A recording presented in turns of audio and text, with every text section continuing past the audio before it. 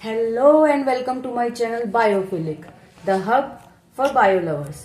तो आज जो हम टॉपिक करने वाले हैं वो है क्लास 10th का चैप्टर 8, दैट इज हेरिडिटी।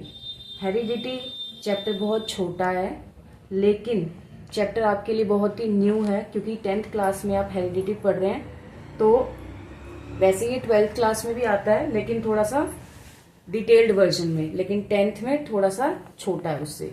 तो अब हम स्टार्ट करते हैं। सबसे पहले आप इससे पहले रिप्रोडक्शन चैप्टर होता है 10th क्लास में, तो हम उसका थोड़ा सा बेसिक पढ़ेंगे, उसके बाद स्टार्ट करेंगे। ठीक है। रिप्रोडक्शन क्या होता है? Reproduction is the production of new organisms of your own kind. अपनी तरह के और ऑर्गेनिजम्स बनाना इज रिप्रोडक्शन। अब रिप्रोडक्शन जो होता है it is of two types, asexual and sexual. Asexual में क्या होता है? There is only single parent is involve, where is in sexual reproduction two parents are involve. यहाँ पर जो ऑफस्प्रिंग्स बनते हैं, ऑफस्प्रिंग्स कह लो, प्रोजेनीज कह लो, न्यू ऑर्गेनिजम्स, सबका मीनिंग सेम है। ऑफस्प्रिंग्स जो बनते हैं वो बिल्कुल पेरेंट्स जैसे सिमिलर बनते हैं, जबकि यहाँ पर डिफरेंट बनते हैं। ठीक है। तो इसलिए हम कह सकते हैं यहाँ पर वेरिएशंस जो आ रही हैं वो काफी कम आती या फिर आती ही नहीं है, और यहाँ पर काफी सारी वेरिएशंस अपीयर होती है हर जनरेशन में। तो यहाँ पर एवोल्यूशन जो होता है वो कम होता है और यहाँ पर एवोल्यूशन ज्यादा देखने को मिलता है। तो मैंने ये इसलिए बताया क्योंकि हमें वेरिएशंस को ही आगे लेकर चलना है। वेरिएशंस क्या होती हैं? वेरिएशंस किसी भी चीज का कोई डिफरेंट वर्जन हो, distinct version of something is known as variations.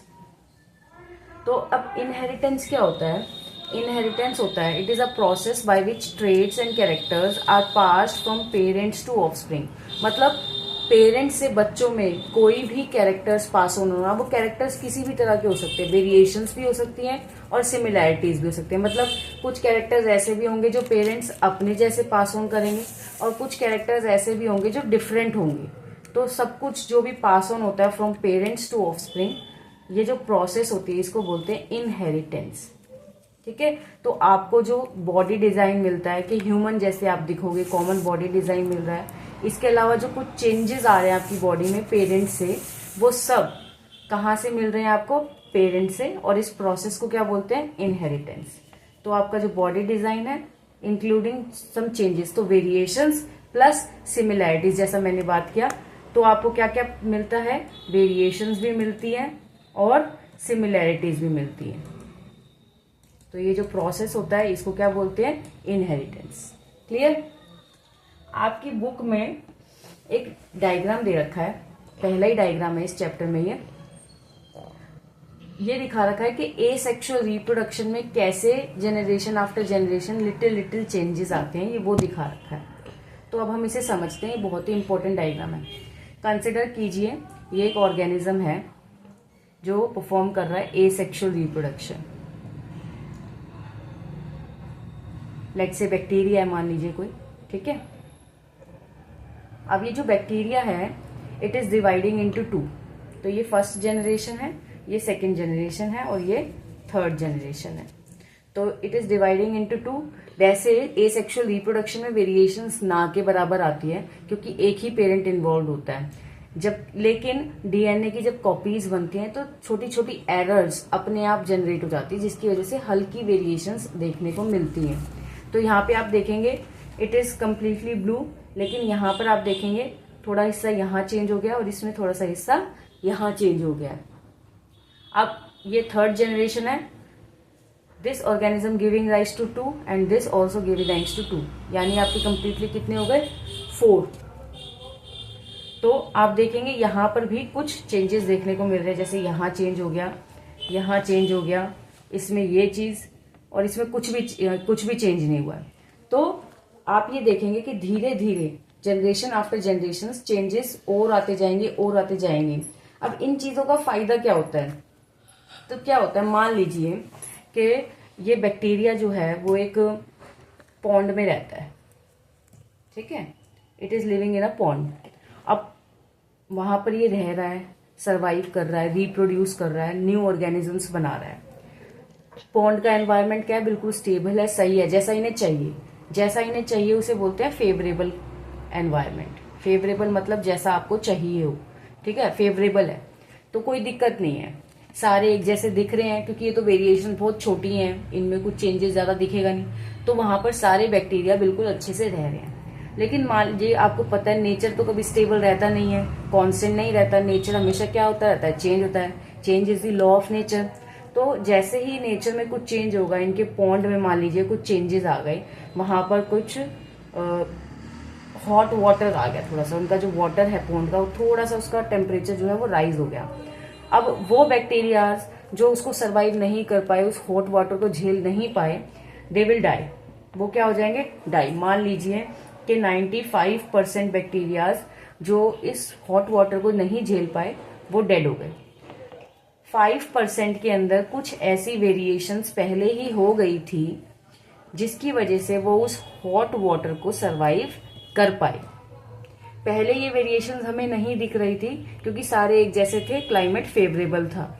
लेकिन जैसे ही कोई चेंजेस आते हैं क्लाइमेट में, तब वेरिएशंस का फायदा देखने को मिलता है, क्योंकि कुछ वेरिएशंस ऐसे निकल के आती है ऑर्गेनिजम्स में जो उन्हें चेंजिंग एनवायरनमेंट में एडवांटेज प्रोवाइड करती है, जिसकी वजह से वो सर्वाइव कर पाते हैं, बाकी डाई कर जाते हैं। तो वो 5% जो बचे हैं वो इसीलिए बचे हैं क्योंकि उनके पास क्या है, वेरिएशंस, और उसने उन एनवायरनमेंट को, तो चेंज हुआ था उस नेचर को उन्होंने झेल लिया, तो अब बाकी मर गए और ये बचे हैं। तो यही अब आगे की जनरेशन को कंटिन्यू करेंगे 5% जो है।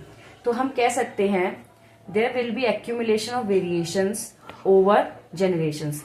जो वेरिएशंस होती हैं वो इकट्ठी होती हैं जनरेशन आफ्टर जनरेशन, तो एक्यूमुलेशन मतलब इकट्ठी होती हैं। और ये वेरिएशंस आती क्यों है, due to inaccuracies in DNA copying है, वो बता चुकी हूँ।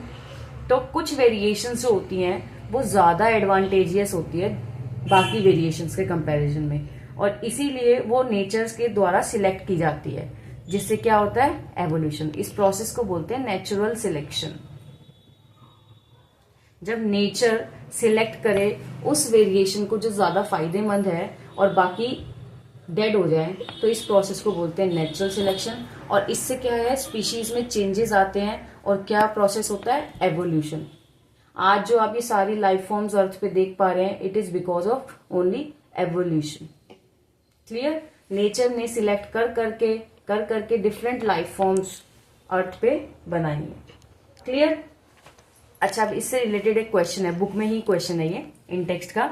मान लीजिए कोई ट्रेट ए है जो 10% पॉपुलेशन में देखा जा रहा है, और एक ट्रेट बी है जो 60% पॉपुलेशन में देखा जा रहा है। अब आपको बताना है कि ए और बी में से पहले कौन सा ट्रेट आया होगा। पॉपुलेशन कैसी है, एसेक्सुअली रिप्रोड्यूसिंग। अच्छा, अब इसका आंसर मैं बता दूं आपको, जो एसेक्सुअल रिप्रोडक्शन करते हैं उनमें मैंने बताया वेरिएशंस बहुत कम आती है, तो एज इट इज पास होता है पेरेंट्स टू ऑफस्प्रिंग्स। क्योंकि जो ट्रेट ज्यादा पॉपुलेशन में देखा जा रहा है वो पहले का होगा, क्योंकि यहां पर वेरिएशंस कम आती है तो एज इट इज पास हो रहा है। जबकि 10% वाला हो सकता है अभी कुछ ही जनरेशन पहले अराइज हुआ हो नई वेरिएशन, तो इसलिए हम कह सकते हैं that trait B have arisen earlier than A, क्योंकि यहां पर वेरिएशंस जो होती हैं वो कम आती है। ठीक है। अच्छा, अब नेक्स्ट क्वेश्चन है, ये आप बता सकते हैं जैसे मैंने ऊपर बताया, how creation of variation promote survival. ये मैंने अभी बताया आपको आंसर, इसका आंसर यही है, accumulation of variations over generations, some variations would be more advantageous and hence will be selected by nature that leads to evolution। इसमें आप एग्जाम्पल भी दे सकते हैं, यही बैक्टीरिया का पॉन्ड वाला, के पॉन्ड में कुछ बैक्टीरिया हैं जिनमें वेरिएशंस थी, उन्होंने सर्वाइव कर लिया हॉट वाटर को, जिनमें नहीं थी वो डेड हो गए। तो इसलिए हम कह सकते हैं कि वेरिएशंस प्रमोट सर्वाइवल। इसमें ऊपर वाला ही एग्जाम्पल आएगा आपके, पॉन्ड वाला, पॉन्ड बैक्टीरिया। क्लियर। अब हम स्टार्ट करते हैं एक नया topic, that is Mendel's experiment. Mendel एक साइंटिस्ट थे, ग्रिगोर जोहान मेंडल, जिन्होंने कुछ एक्सपेरिमेंट्स किए गार्डन पी पे। गार्डन पी का scientific name is Pisum sativum. उन्होंने पाइसम सेटिवम को सिलेक्ट किया, मतलब यूज किया as is model organism. Model organism समझते हैं, जिस ऑर्गेनिज्म को आप यूज करें फॉर एक्सपेरिमेंट्स। तो उन्होंने गार्डन पी को यूज किया। क्यों यूज किया, ये भी क्वेश्चन पूछते हैं कई बार कि मेंडल ने गार्डन पी को ही क्यों चूज किया। तो पहला रीजन है, गार्डन पी की लाइफ साइकिल क्या होती है, छोटी होती है, शॉर्ट लाइफ साइकिल।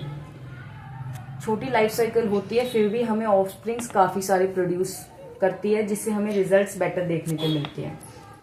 दूसरा, नेचर में ये सेल्फ पॉलिनेट करती है, लेकिन हम इसको क्रॉस पॉलिनेट इजीली करवा सकते हैं। अपनी मर्जी से हम हाइब्रिडाइजेशन करवा, अपनी मर्जी से हम क्रॉसेस कर सकते हैं। हमें जिसके साथ चाहे उसके साथ हम इनकी हाइब्रिडाइजेशन करवा सकते हैं। नेक्स्ट है इजीली ऑब्जर्वेबल कॉन्ट्रास्टिंग ट्रेट्स। आप इजीली डिस्टिंग्विश कर सकते हैं डिफरेंट कैरेक्टर्स के बीच में, भाई इसकी हाइट छोटी है, इसकी हाइट बड़ी है। ऐसा नहीं है कि आपको कॉन्टिन्यूटी देखने को मिल रही है कैरेक्टर्स में कि आप पहचान ही नहीं पा रहे कौन सा बड़ा है कौन सा छोटा है। तो आपको जो ट्रेट्स मिलते हैं वो कॉन्ट्रास्टिंग मिलते हैं, ऑपोजिट ट्रेट्स मिलते हैं, जिससे आप इजीली उनको ऑब्जर्व कर सकते हैं क्या रिजल्ट आया। तो मेंडल ने क्या किया था, उसने 7 ट्रेट्स मतलब 7 कैरेक्टर्स को यूज किया था अपने एक्सपेरिमेंट्स के लिए। उसने क्या किया, डिफरेंट जो ऑपोजिट कैरेक्टर्स थे उनको यूज किया, उनको क्रॉस किया और फिर देखा कि किस तरह के ऑफस्प्रिंग्स प्रोड्यूस हो रहे हैं और फिर उनको कैलकुलेट करके रिजल्ट निकाला। उसने फर्स्ट टाइम साइंस के अंदर मैथमेटिक्स का यूज किया था और उसने एक्यूरेट डेटा रखा कि कितने ऑफस्प्रिंग्स किस कैरेक्टर के हमको मिल रहे हैं। इसी की वजह से मेंडल सक्सेसफुल हो पाया अपने एक्सपेरिमेंट्स में, क्योंकि उसने एक्यूरेट डेटा रखा था बिल्कुल। ठीक है, अच्छा अब हम ये समझ लेते हैं what is character, what is trait, तो आपको थोड़ी दिक्कत कम होगी। कंसिडर कीजिए कि हम प्लांट की स्टेम हाइट की बात कर रहे हैं। स्टेम हाइट, पी प्लांट की हम बात कर रहे हैं, जो कैरेक्टर है स्टेम हाइट, मतलब उसका स्टेम कितना लंबा है कितना छोटा। अब उसका जो स्टेम हाइट होता है ना पी प्लांट का, वो टॉल भी हो सकता है और शॉर्ट भी हो सकता है। तो स्टेम हाइट क्या हो गया, एक कैरेक्टर, और वो छोटा है या बड़ा है ये क्या हो गए उसके ट्रेट्स, कॉन्ट्रास्टिंग ट्रेट्स। ये क्या है, कॉन्ट्रास्टिंग ट्रेट्स। कोई भी मीडियम हाइट नहीं होती, एक बड़ा है तो एक छोटा है। These are contrasting traits of the character stem height. अगर हम बात करें मान लो फ्लावर कलर, तो ये क्या हो गया कैरेक्टर। अब वो फ्लावर वॉयलेट है या वाइट है, ये क्या हो गए उसके कॉन्ट्रास्टिंग ट्रेट्स। तो कैरेक्टर, ये कैरेक्टर्स हैं और वो किस किस फॉर्म में प्रेजेंट हो सकते हैं, दैट आर दी ट्रेट्स। तो ये ट्रेट्स होते हैं। अब हम देखेंगे मेंडल का एक्सपेरिमेंट। पहले हम लिख लेते हैं मेंडल ने क्या किया। मेंडल ने क्या किया था मेंडल ने पहले किया था मोनोहाइब्रिड क्रॉस। मोनोहाइब्रिड क्रॉस का मतलब है ऐसा क्रॉस करवाना दो ऑर्गेनिजम्स के बीच में जिनके सारे कैरेक्टर सेम हो, बस एक ही कैरेक्टर डिफरेंट हो। तो उसने क्या किया था, उसने स्टेम हाइट का किया था। उसने क्या किया, एक प्लांट टॉल लिया और एक प्लांट शॉर्ट लिया। वैसे अगर हम नेचर में बात करें, नेचर में P plant is self pollinating, तो जो टॉल है वो अपने आप ही पॉलिनेशन करता रहता है और हमेशा टॉल ही बनता रहता है, क्योंकि वेरिएशंस तो आ नहीं रही। ऐसे ही शॉर्ट अपने आप में ही रिप्रोडक्शन करे जा रहा है, सेल्फ पॉलिनेशन, तो वो हमेशा शॉर्ट ही बनता है। तो मेंडल देखना चाहता था अगर मैं टॉल को शॉर्ट से क्रॉस करवाऊं तो क्या रिजल्ट मिलेगा, मीडियम हाइट आएगी, वो ये देखना चाहता था। क्योंकि उस टाइम के साइंटिस्ट ये मानते थे कि मदर के कैरेक्टर्स और फादर के कैरेक्टर्स मिक्स होके बच्चों में कैरेक्टर्स आते हैं। तो उस टाइम के अगर हम माने तो टॉल और short will give you medium height plants. तो वो यही देखना चाहता था कि क्या रिजल्ट आएगा टॉल और शॉर्ट को कंबाइन करके। तो अब हम क्रॉस स्टार्ट करते हैं इसका। आपको क्रॉस लिखना अच्छे से आना चाहिए। क्रॉस को कैसे लिखा जाता है, सबसे पहले पेरेंट्स कैसे लिखेंगे, टॉल, क्रॉस किसके साथ किया, शॉर्ट। ठीक है, अब हम बात करेंगे उसने क्या देखा। पहले मैं इधर बता देती हूँ फिर आपको क्रॉस लिखना सिखाऊंगी। उसने देखा कि जब मैंने टॉल और शॉर्ट को, एक मिनट,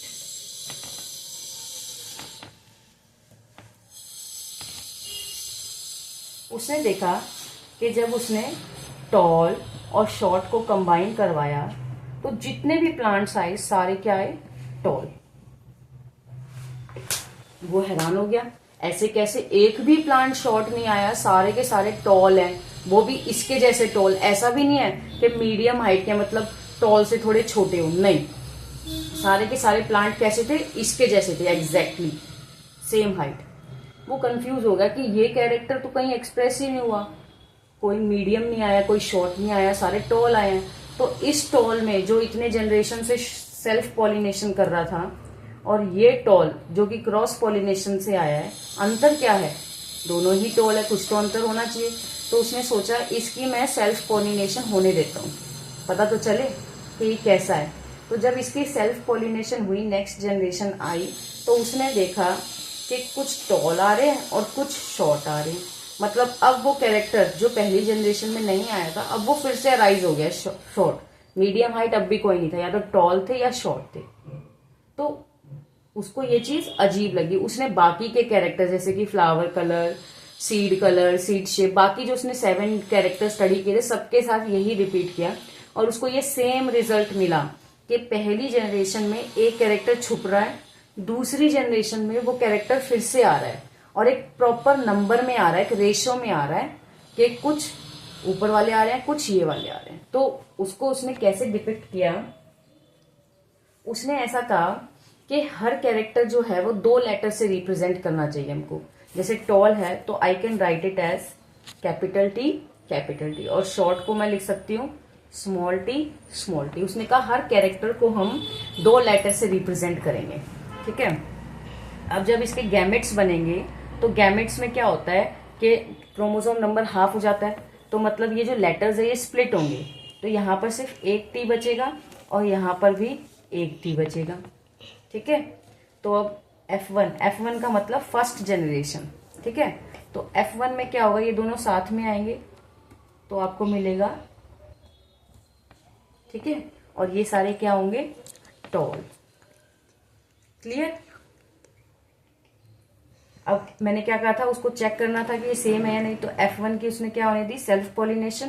तो F1 की सेल्फिंग मतलब ये अपने आप में ही क्रॉस करेगा। तो अब जो गैमेट्स बनेंगे, इसके पास 2 तरह के टी है, तो आधे गैमेट्स बड़े टी वाले, आधे गैमेट्स छोटे टी। यहां पर भी सेम होगा। तो F2 में क्या आएगा आपका, आप देखिए, अगर ये इसके साथ आया तो